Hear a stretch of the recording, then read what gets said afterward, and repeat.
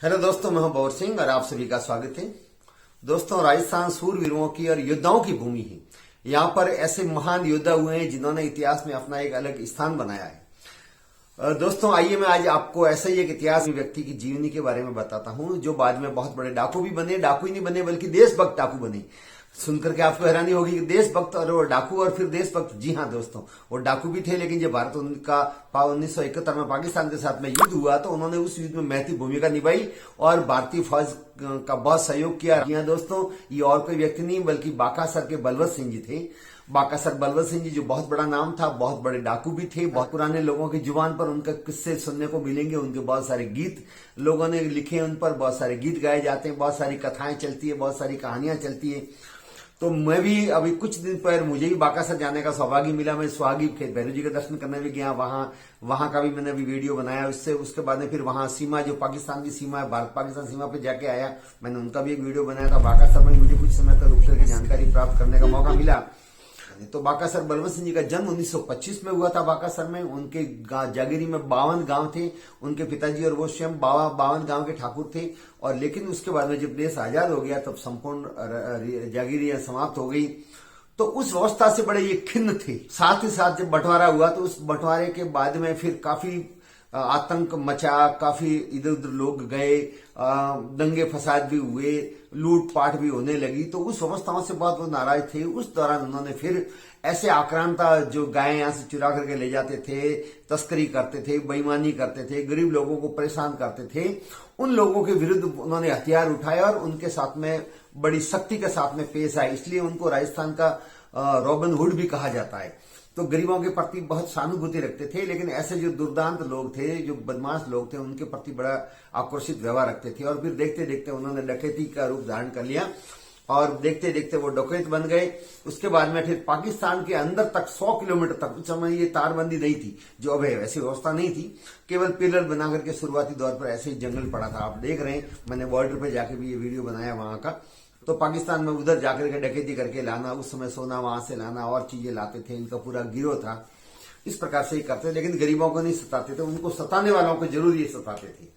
तो इसके कारण से बड़े लोकप्रिय थे। ऐसे करते करते काफी समय निकल गया। जब 1971 आया, दिसंबर 1971 में भारत और पाकिस्तान के बीच में युद्ध हो गया। तो 5 दिसंबर 1971 को भारतीय फौज का नेतृत्व करने वाले पूर्व महाराजा भवानी सिंह जी, ब्रिगेडियर कर्नल भवानी सिंह जी के नेतृत्व में एक सेना की पूरे कमान उनके हाथ में थी और वो सेना लेकर के उधर पश्चिमी अपने राजस्थान की तरफ, पाकिस्तान की सीमा की तरफ कूच किया। लेकिन यहाँ की भौगोलिक परिस्थितियां बड़ी विकट थी। चूंकि पूरा का आप देख रहे हैं, पूरा बंजर है, रेगिस्तान है। ऐसे में पगडंडियां ढूंढना, रास्ता ढूंढना बड़ा कठिन काम है। तब उनको ख्याल आया, वो नाम से परिचित थे और स्थानीय लोगों से जब मिले तो वो लोगों ने सुझाव दिया कि यदि पाकिस्तान पर जीत प्राप्त करनी है तो आपको बाकासर के ठाकुर बलवंत सिंह जी का सहयोग लेना पड़ेगा। भवानी सिंह ने उनसे संपर्क स्थापित किया, तुरंत उन्होंने सहमति दी और बाकासर बलवंत सिंह जी जो अब तक डाकू के रूप में प्रसिद्ध थे, उन्होंने हथियार उठा करके भारतीय सेना के साथ में मदद करने की हामी भर ली और भवानी सिंह जी के साथ में फिर उन्होंने पाकिस्तान की सीमा की तरफ कूच किया। उस समय उनको 4 जंगा गाड़ी दी गई और एक बटालियन फौज की दी गई, कुछ राइफलें दी गई और वो लेकर के और वो पाकिस्तान की तरफ बढ़े। पाकिस्तान की फौज जो रेजिमेंट थी उसके पास में टैंक थे, लेकिन इधर भारतीय फौज के पास में जंगा गाड़ियां थी। तो भवानी सिंह जी ने और बाकासर बलवंत सिंह जी ने और सिपाहियों ने मिलकर के योजना बनाई और उसी के तहत जंगा गाड़ी का साइलेंसर होता है उसको निकाल दिया। उसके बाद में उसकी जो आवाज आने लगी वो ऐसा लगने लगा जैसे टैंक लेकर के आ रहे हैं पाकिस्तान की सेना को भ्रम फैलाने के लिए। और फिर दिन में उन्होंने धावा बोला और चौसरा करके है जो पाकिस्तान के अंदर है, सिंध का, अपने बाड़मेर की सीमा से थोड़ा आगे ही है गांव, बड़ा कस्बा है, उस पर कब्जा कर लिया। और देखते देखते आसपास के गांवों पर उन्होंने चौकियों पर, पाकिस्तान की चौकियों पर कब्जा किया। पाकिस्तानी फौज को पीछे हटना पड़ा, जान बचा के भागना पड़ा और काफी लोगों ने गांव खाली कर दिया। और देखते देखते 5 दिसंबर से लगाकर और 17 दिसंबर तक जो युद्ध हुआ, उस दौरान लगभग 15 दिन में 100 गांवों तक, लगभग 150 किलोमीटर तक पाकिस्तान के अंदर तक भारतीय सेना ने कब्जा कर लिया। उसमें महती भूमिका बलवंत सिंह ने निभाई। वो वहां की एक एक पगडंडी, एक एक गांव से वाकिफ थे। कौन से गांव को, कौन से चौकी को कैसे घेरना है, कहां से रास्ता जाएगा, कहां से जाना ठीक रहेगा, कहां से घात लगा करके हमला किया जा सकता है, कहां से हम वापिस आसानी से बिना जान जोखिम में डाले आ सकते हैं, वो सब कुछ उन्होंने रास्ता बताया। और बड़ी पराक्रम के साथ में उन्होंने युद्ध में भाग लिया और हमारी भारतीय सेना का सहयोग किया और उसकी बदौलत सिपाहियों को लड़ने में सहूलियत प्राप्त हुई और यहाँ से काफी रसद भी उन्होंने पहुंचाने में मदद की और स्थानीय लोगों को उन्होंने एकजुट किया। चूंकि स्थानीय लोग फौज के पक्ष में थे, लेकिन उसका माहौल बनाने में बलवंत सिंह ने बहुत बड़ी भूमिका निभाई।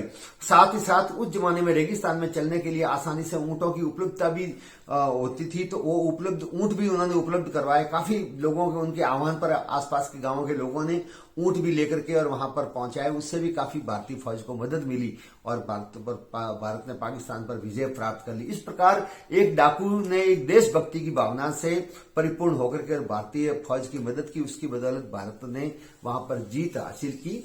उसके बाद में जब युद्ध समाप्त हुआ तब भारत सरकार ने ब्रिगेडियर भवानी सिंह जी को महावीर चक्र से सम्मानित किया गया। उसी प्रकार बाकासर बलवंत सिंह जी पर जितने भी मुकदमे पूर्व में डकैती के रूप में चल रहे थे, उन समस्त मुकदमों को वापस लिया। उनके साथियों पर चल रहे मुकदमे थे वो भी वापस लिए और उनको 2 बंदूकें दी गई और साथ ही साथ ऑल इंडिया का उनका लाइसेंस भी उनको दिया गया और देकर के और सम्मानित किया गया। और जब 1992 में बाकासर बलवंत सिंह जी का देहावसान हुआ तो उनके पास में, बाकासर के पास में ही तो ये चेक पोस्ट है, चौकी से लोग वहां पर आए और उनको गार्ड ऑफ ऑनर दिया गया। ससम्मान उनका अंतिम संस्कार भी भारतीय फौज की उपस्थिति में किया गया। इससे जाहिर होता है कि उनका फौज में कितना बड़ा योगदान था। जब भी उनके जीवित थे, हालांकि मात्र 67 साल की उम्र में उनका देहावसान हो गया, ज्यादा उम्र भी नहीं, लेकिन दोस्तों बाकासर बलवंत सिंह जी के साथ में एक और किस्सा जुड़ा हुआ है। हमारे पश्चिमी राजस्थान के 2 दुर्दांत दस्यु थे, डाकू थे, 2 भाई। वो भी रॉबिन हुड की तरह थे, गरीबों को नहीं सताते, लेकिन शेर, साहूकार और जैसे बदमाश थे उनके सामने सख्ती से पेश आते थे। उनका भी मैंने वीडियो बनाया, आप मेरे चैनल पे जाके देखेंगे।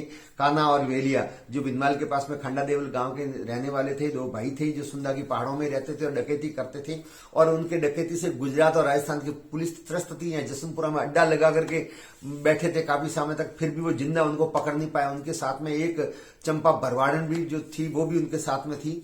अंतोगत्वा सरकार भी परेशान हो गई उनके दोनों डाकुओं के भाइयों से और फिर कहते हैं कि उन्होंने संपर्क किया, बाकासर बलवंत सिंह जी थे तो बलवंत सिंह जी ने उनको वहां पर बुलाया कि हम डकैती के रूप में बड़ा कार्य करेंगे। तो इस प्रकार लालच देकर के दोनों भाइयों को वहां बुलाया और कहते हैं कि धोखे से उनको तीनों को मारा, काना, वेलिया और चंपा को। ये निश्चित तौर पर बाकासर बलवंत सिंह जी पर ये एक नेगेटिव रूप में लोगों ने कहा कि ऐसा नहीं करना चाहिए था, लेकिन ये एक बात है। तो काना वेलिया को मारने में भी उनकी भूमिका महत्वपूर्ण थी। तो आपको दोस्तों ये कहानी कैसी लगी, आप जरूर शेयर करें, सब्सक्राइब करें, लाइक करें। आप सबका बहुत बहुत धन्यवाद।